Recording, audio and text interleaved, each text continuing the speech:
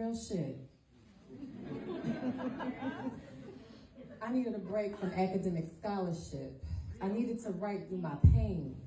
I needed a safe space to shed these thug tears, weary tears from the depths of my soul. Tears from my inner girl child, for the things that she's seen, things no child should ever see. Tears for her yearning for her mother, tears for all the time stolen away. Tears for her wondering if she is worthy, tears for her searching for mothers and others. I needed a safe space to cry tears for my daughters who will never get a chance to meet their maternal grandmother, for all the memories unmade, all the time stolen, for the implications buried in the questioning of who their grandmother was, for the warm embrace that only a grandmother can give, an embrace they will never know. After my most ugly cries, I channeled the strength of my ancestors, remembering to speak up, reminding me who I am. This is so hard. I wiped my tears and I continued to write. Writing through the worlds I created for my mother in my mind came easy like Sunday morning, and I welcomed these thoughts with a warm embrace.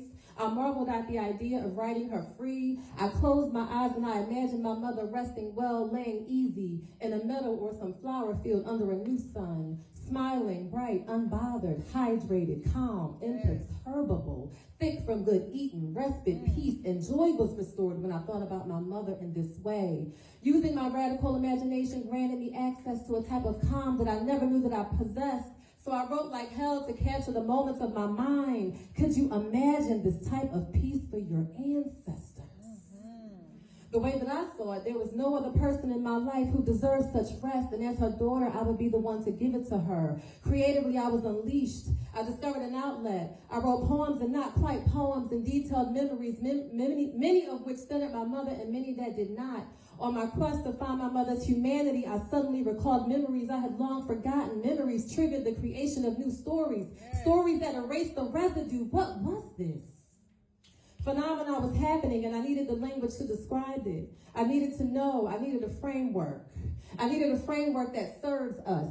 I needed a framework that would allow me to resurrect hood tales and complicate epistemological and ontological practice in the same paragraph because I can and don't require anyone's permission to do so.